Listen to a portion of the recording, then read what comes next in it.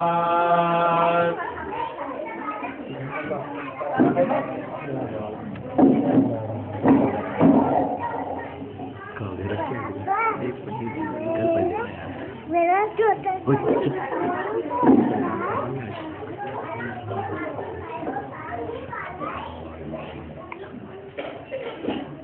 حول ولا قوة إلا بالله العلي العظيم.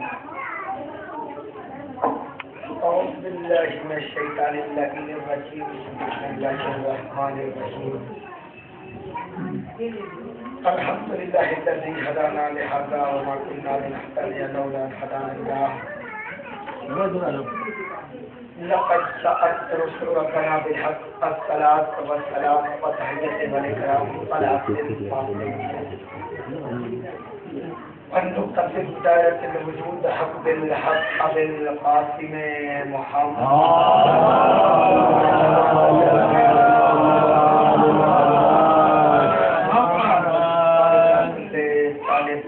ابو طالب غالب على كل خالد علی اپنا ابی طالب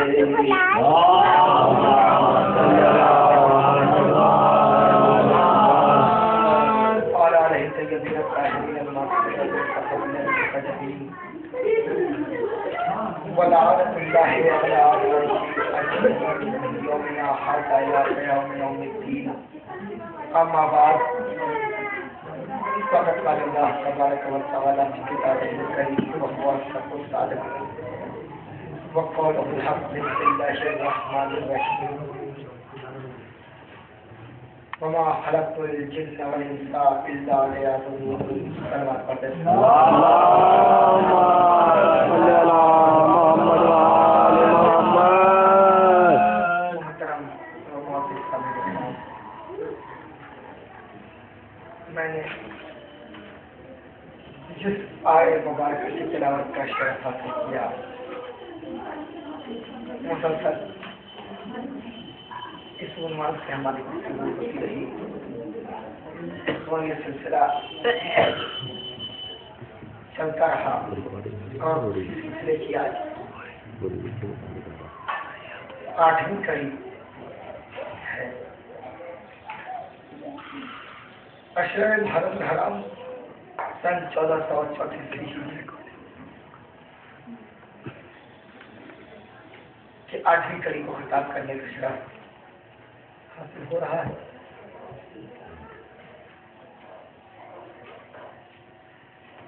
دنیا میں کسی بھی موجد نے کسی چیز کو ایجاد کیا ہے تو ایک مقصد کے تحت. بیچا سبحان اللہ. یہ میں مقدمتاً عرض کر رہا ہوں تاکہ جو لوگ آنا چاہتے ہیں وہ آ جائے، پھر میں شروع ہو. صلوات پڑھ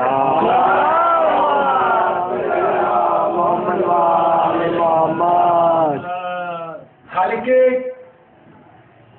کون مقام مالک ارض و سما، جس نے انسان کی ہدایت کے لیے بے شمار انتظامات کیے. دنیا میں کسی موجد نے کسی چیز کو ایجاد کیا ہی نہیں مگر یہ کہ اس کے پیچھے کوئی مقصد. مقصد ہر چیز کو موجد جب ایجاد کرتا ہے تو اس کے پیچھے ایک مقصد ہے. مثلا یہ مائک بنانے کا مقصد یہ ہے کہ ہماری آواز کو دور تک نشر کر سکے، پھیلا سکے. یہ ممبر مقصد خلقت یہ ہے کہ اس پہ خطیب شاعر مداح فضائل محمد والے محمد کو بیان کر سکے. یہ تعلیم مقصد یہ ہے کہ اس پہ مومنین تشریف رکھ سکے. دنیا میں کسی بھی چیز کو اٹھا کر کے دیکھ لیجئے، ہر موجد نے کسی نہ کسی مقصد کے تحت ایجاد کیا ہے. یہ سامنے کیمرہ دیکھ رہے ہیں، اس کے خلقت کا مقصد یہ ہے کہ یہ ویڈیو کیچ کر سکے. توجہ چاہ رہا ہے. اگر اگر وہ شے جسے جس مقصد کے لیے بنایا گیا ہے اگر وہ اپنے مقصد سے انحراف کر جائے تو پھر اسے وہ حق حاصل نہیں ہے کہ اس مقام پر اس مائک کو بنانے کا مقصد یہ ہے کہ یہ ہماری آواز کو دور تک نشر کر سکے. اگر یہ آواز پہنچانا بند کر دے تو یہ اپنے مقصد سے گامزن نہیں ہے, لہذا اسے حق نہیں ہے کہ یہاں رہے. اگر یہ کیمرہ اپنے مقصد سے منحرف ہو جائے, اگر ویڈیو کیچ نہ کر سکے تو اسے حق نہیں ہے کہ اپنے مقام پہ ہاتھ رہ سکے. اگر یہ ممبر اگر ایک پائے بھی ٹوٹ گئے تو پھر اسے حق نہیں ہے کہ اس مقام پہ رہ سکے. اگر یہ قالین چاہے کئی ہزار کی کیوں نہ ہو, اگر اس میں کمی آ جائے تو پھر اسے حق حاصل نہیں ہے کہ اپنے مقام پہ رہے. توجہ کیوں؟ اس لیے کہ جس مقصد کے تحت موجب نے خلق کیا تھا مقصد بہت ہو گئی, لہذا اسے حق حاصل نہیں ہے کہ وہ اس مقام پہ رہے. تو ایک چھوٹی سی چیز جب کوئی سائنٹسٹ, جب کوئی انسان, جب ایک معمولی پڑھا لکھا انسان جب کسی چیز کو موجب ایجاد کرتا ہے تو بغیر مقصد کے خلق نہیں کرتا, بغیر مقصد کے ایجاد نہیں کرتا. اور اگر مقصد سے وہ شے انحراف کرتی ہے تو پھر اسے حق حاصل نہیں ہے کہ وہ اپنے مقام پہ قائم مقام رہ سکے. تو پھر یہ اتنی بڑی دنیا, یہ انسان پھر توجہ پھر اتنی بڑی دنیا, اس دنیا میں انسانوں کو پروردگار نے خلق کیا ہے تو کسی مقصد کے لیے خلق کیا, اور مقصد کو قرآن نے واضح کیا. وہ ماخرج کل جن والانس مقصد کائنات یہ ہے.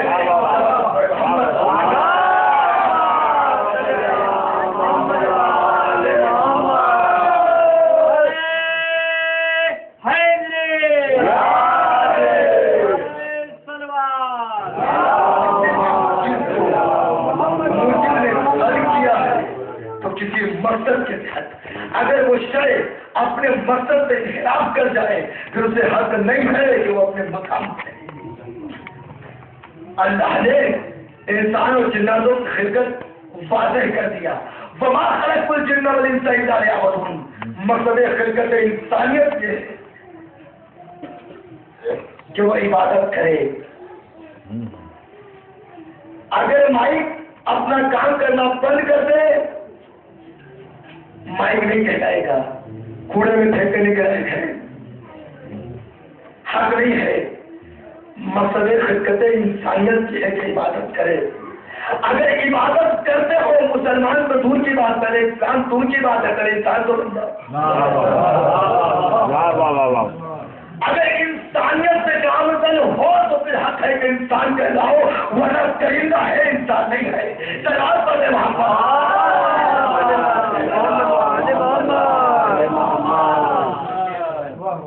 ہر چیز کو مجھے کسی مقصد کے ساتھ مقصد انسانیت خلقت مقصد انسانیت اس کی عبادت ہے. عبادت کا مطلب مسجدوں تک نہیں ہے. عبادت کا مطلب مسلح پر نہیں ہے. عبادت کا مطلب بھوکے پیسے رہنے کا نام نہیں ہے. عبادت کا مطلب طواف کر دینا نہیں ہے. عبادت کا مطلب اپنے مال سے کچھ حصہ نکال دینا نہیں ہے. عبادت کہتے کسے ہیں؟ عبادت کہتے ہیں مرضی پروردگار پہ اپنے سر تسلیم کو خم کر دینا. اگر اس کی مرضی ہے کہ مسلح تک آؤ تو مسلح تک آنا عبادت. اس کی مرضی ہے کہ مسلح پہ نہ آ کے بستر پہ سو جاؤ تو سو جانا عبادت.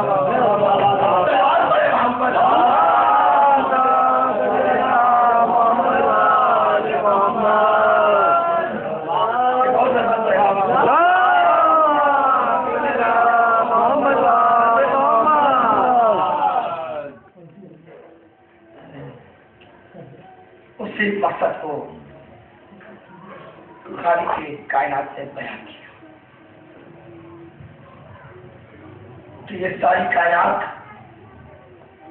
میں نے تمہارے لیے تعمیر کی, زمین کا فرش تمہارے لیے, आसमान का सामना तुम्हारे लिए, आफताब और महताब के कैंडिले तुम्हारे लिए, चांद की रोशनी तुम्हारे लिए, सितारे सैयारे तुम्हारे लिए, आचार तुम्हारे लिए, दरख्त तुम्हारे लिए, जानवर तुम्हारे लिए, हैवानात तुम्हारे लिए।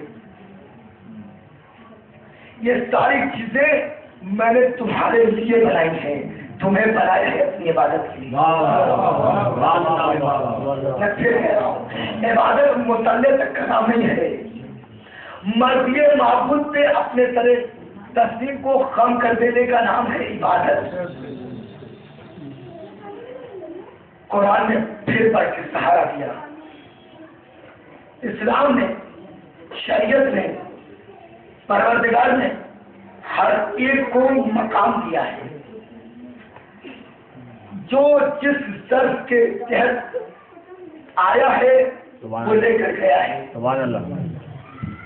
अब वो अपने आप पे डिपेंड करता है कि वो किस दर्द का हामिल है। वाह वाह वाह वाह वाह। क्योंकि परवरदिगार ने, क्योंकि उसकी नजर में अदालत है। मैंने बारह ही बात किया है, अदालत का मतलब दो दो चार वाली नहीं। अदालत है जो जिसका हक है वो उसको मिलना चाहिए। हक की बात आज एक जुमला कह के गुरेज कर रहा हूँ कि अगर हक हकदार तक नहीं पहुंचे तो हकदार नहीं होता, हक होता है। नहीं और क्या मैं जानना चाह रहा हूँ, अगर हक हकदार तक न पहुंचे तो हकदार नहीं होता, हक होने से मजबूर होता है। 25 साल तक हकदार से हक दूर रहा, हकदार नहीं होया है।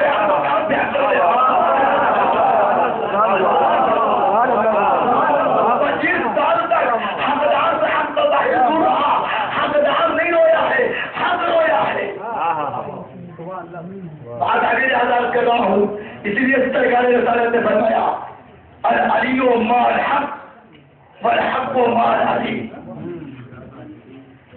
ये सब मुकदमतन अर्ज कर रहा हूँ। अल अलियो माल हक वल हक व माल अली।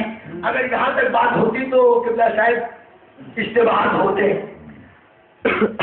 अगर बात सिर्फ यही तक होती तो बहुत सारे इस्तेमाल होते।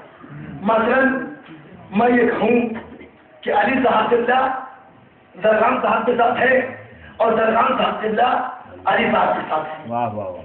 लेकिन कभी कभी ऐसा हो सकता है कि दरगाम साहब इधर जाए, अली साहब इधर जाए। वाह वाह। मुमकिन है या नहीं है? मुमकिन है। हर इंसान में कहेगा। रसूल ने इस कंफ्यूजन को दूर करने के लिए आगे का जीव फिक्रा कहा, हाथों को बुलंद किया, परवर दिखाया, हक को उधर उधर उधर मोड़ना,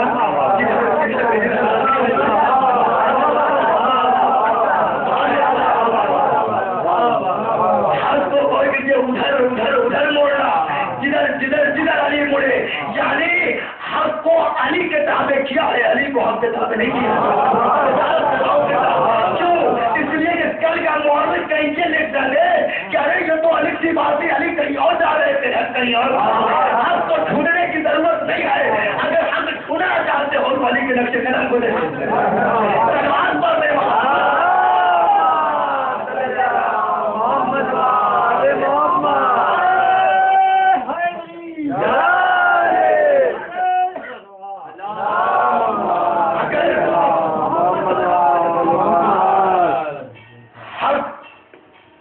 देखना चाहते हो कि हक किस तरफ है तो हक को तलाश न करो, हक को तलाश न करो। अगर देखना है तो देखो अली किधर है। जिधर जिधर जिधर अली के नक्शे कदम नजर आ जाएगा उधर है। क्योंकि रसूल की दुआ है, खुदाया हक को उधर उधर मोड़ना जिधर जिधर अली मुड़े, अली को तो न मोड़ना जिधर हक मुड़े। क्योंकि हक ताबे अली के है, अली ताबे नहीं है। जुमला चेंज कर दूं, बदल दूं, अली हक का मोहताज नहीं है, हक मोहताज है अली का। अली हक का मोहताज नहीं है, हक मोहताज है अली का। अजीब बात है, मैं सुबह उठूं, उठने के बाद चांद भाई से पूछूं, चांद भाई ये बताइए सुबह हो गई? चांद भाई ने कुछ नहीं, खिड़की खोला, खोलने के बाद जी सुबह हो गई। मैंने कहा सूरज निकल आया? कहने लगा जी कितना सूरज निकल आया। मैंने कहा भाई आपने तो सूरज को देखा कि नहीं? आपने खिड़की खोली है और ये कह रहे हैं कि सूरज निकल आया। कहेंगे मौलाना अजीब मसला है, खैरियत तो है, तबियत ठीक तो है, अरे सूरज को देखने की जरूरत क्या है? धूप को देख लो, सूरज का अंदाजा। सूरज की किरणें इस बात की तारीफ करती है कि सूरज निकल चुका है। थोड़ी देर के बाद मैंने पूछा क्या बताइए सूरज कहाँ है? इन्होंने फिर कहा कि अब सूरज ज़वाल की तरफ है। थोड़ी देर के बाद पूछा कि सूरज कहाँ है? कहने लगे सूरज पश्चिम की तरफ जा रहा है। फिर पूछा सूरज कहाँ है? कहा पश्चिम में। फिर पूछा सूरज कहाँ है? कहा पर्दे में चला गया। मैंने कहा ये सब जो आप बता रहे थे, ये डायरेक्शन आप बता कैसे रहे थे कि सूरज किधर किधर है? इन्होंने कहा मसला ये है कि जिधर जिधर सूरज होता है उधर उधर कमियां होती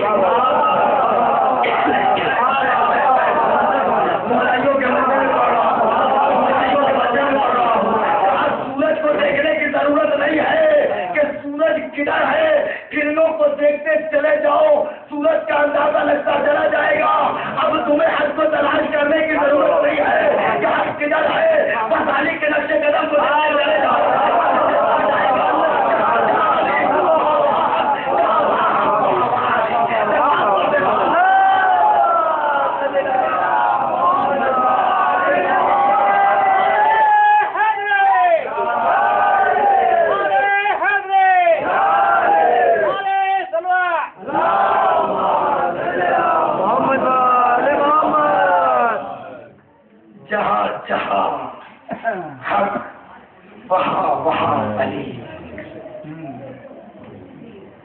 इस्लाम ने मैं कर रहा था कि हर एक को मकाम दिया है, हर एक को मंजिला दिया है। जो जिस दर्द का हामिल है उसकी शख्सियत को देखते हो। लफ्ज़ शख्सियत की बात आ गई तो जुमला कहता चलूं। मौला से किसी ने पूछा, हाँ मौला जहाँ इतनी दुआएं करते हैं, नतीजा भी दे रहा हूँ कि फर्शादा एक ऐसी यूनिवर्सिटी है कि जहाँ से जब तक कुछ मिल न जाए तब तक सुकून नहीं मिल सकता। यहाँ से जब फर्शादा से उठे तो कुछ न कुछ तबरुकन जरूर लेकर आने वाला शख्स आता है, मौला से कहता है मौला जो हम इतनी दुआएं करते हैं हमारी दुआ कबूल नहीं होती। और जो लोग आते हैं, अच्छा आपने देखा भी होगा, हमसे भी बहुत से लोगों ने शिकायत की और खवातीन की तरफ से ये शिकायतें ज्यादा रहती हैं कि मौलवी साहब एक बात बताइए, दूसरे आते हैं अलम पे, गहवारे पे, ताबूत पे, मन्नतें मांगते हैं ताजियों पे और मिलता भी और चले भी जाते हैं, और हम लोग इतना सर पटकते हैं मौला पास कुछ दे दीजिए, इतनी मन्नतें मांगते हैं। अगर कहा जाए कि अगर हमने 10 चीजें मांगी हैं तो 9 चीज छोड़ के 1 चीज मिलती है, 8 चीज छोड़ के 2 चीज मिलती है। शिकायत है हमसे भी बहुत से लोगों ने, शहर मुजफ्फरपुर में जब मैं था बहुत से खवातीनों ने ये सवाल किया, मुझे तो ये समझ नहीं आता ये क्या चक्कर है, मौला उनको ज्यादा लाइक करते हैं।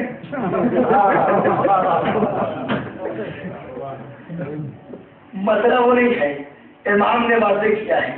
मौला फरमाते जब शख्स आता है कि मौला मेरी दुआ कबूल नहीं होती, उनकी दुआएं कबूल हो जाती हैं, वजह क्या है? मौला फरमाते जब उनकी आवाज बाबे अजबर से टकराती है तो आवाज कुदरत आती है। ये कौन सी आवाज है? ये कौन सी आवाज है?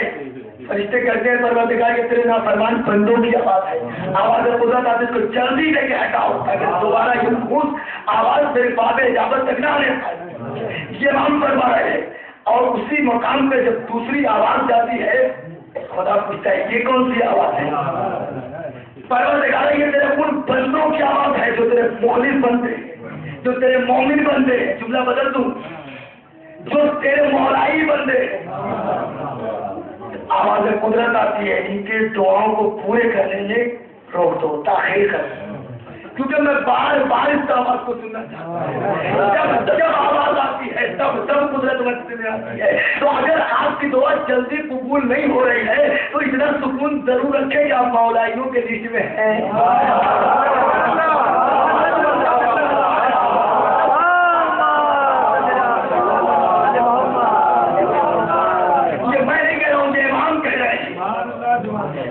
کسی کی دعا علم پہ، گہوارے پہ، جھولے پہ، تابوت پہ، تازیے پہ، زری خانوں میں، عزا خانوں میں، پرشادہ پہ، ممبر پہ، مسجد میں، محراب میں اگر قبول نہیں ہو رہی ہے تو بس اتنا ضرور یقین رکھیں کہ وہ مولائیوں کے لسٹ میں ہے۔ تو ہر ایک کو اسلام نے مقام دیا ہے اور ہر ایک کو ذریعت کے اعتبار سے عطا کیا ہے۔ اگر انسان اپنے ضرب میں اتنا بلند ہو جائے اور اپنے پورے وجود کو اس کے حوالے کر دے تو پورا کا پورا سورہ اس کی شان میں اترتا ہوا نظر آتا ہے۔ نہ وہ ولی ہے، نہ وہ نبی ہے، نہ وہ وصی ہے۔ آپ کہیں گے پھر وہ ہے کون جس کی شان میں پورا کا پورا سورہ اترا ہے؟ سورہ کہف کا نام سنا ہوگا۔ یہ کون ہے؟ یہ اصحاب کہف اسلام مقام دے رہا ہے۔ یہ کون ہے؟ نہ نبی ہے، نہ ولی ہے، نہ وصی ہے، اپنے آپ کو قدرت کے حوالے کر دیا، قدرت نے اس کا انعام دے دیا تو اس کی شان میں پورا کا پورا سبق تھا۔ اپنے آپ کو اس کے حوالے کر کے تو دیکھو،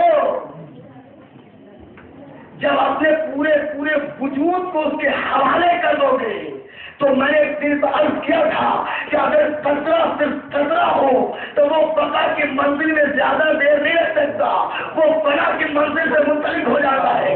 لیکن جب یہی قطرہ سمندر سے جڑ جاتا ہے تو وہ قطرہ نہیں رہتا، سمندر بن جاتا ہے۔ اپنے وجود کو فنا بلدار کریں گے تو دیکھو، جب تم اپنے وجود کو فنا بلدار کر دو گے تو وہ لاوجود تمہیں ایسے وجود پہ اتارے گا کہ تمہارے وجود پہ اچھے اچھے وجودوں کو دیکھ کر جملوں کی قدر کیجیے۔ اصحاب کہف کون ہے؟ کون ہے؟ نبی نہیں ہے، ولی نہیں ہے، قبلہ تشریف فرما ہے، تاریخ میں قبلہ کی بہت گہری نظر ہے، قرآن ماشاءاللہ سے جانتے ہیں، ہر علم میں ماشاءاللہ سے ماہر ہے، آپ ان کی تقاریریں سنتے اور محظوظ بھی ہوتے ہیں۔ قبلہ سے پوچھ لیجیے گا، کیونکہ میں آج ہوں کر چلا جاؤں لیکن قبلہ ہمیشہ رہے۔ یہ اصحاب کہف کون ہے؟ یہ 6 افراد ہیں۔ جناب عیسیٰ علیہ السلام کے زمانے میں جب جناب عیسیٰ علیہ السلام کے قوم نے جناب عیسیٰ علیہ السلام سے غداری کی، پروردگار نے جناب عیسیٰ کو چرخے چہاروں پہ بلا لیا۔ ایک شخص جو جناب عیسیٰ کو قتل کرنے کے لیے آیا، پروردگار نے جناب عیسیٰ کو کہاں بلایا؟ چوتھے آسمان سے۔ اور وہ جو شخص آیا تھا قتل کے ارادے سے، اس کو جناب عیسیٰ کے شکل کا کر دیا۔ لوگ جب پہنچے اس نے کہا عیسیٰ مسیح کو چلے گئے، غائب ہو گئے۔ خاصی بات نہیں ہے، خود عیسیٰ مسیح ہو کہتا ہے۔ لوگوں نے پکڑا اور پکڑنے کے بعد وہ کہتا رہا کچھ نہیں، سولی پہ چڑھا دیا۔ بعد میں یہ بھولا کہ یہ کوئی اور تھا، قدرت کو بچانا تھا، لہذا اس نے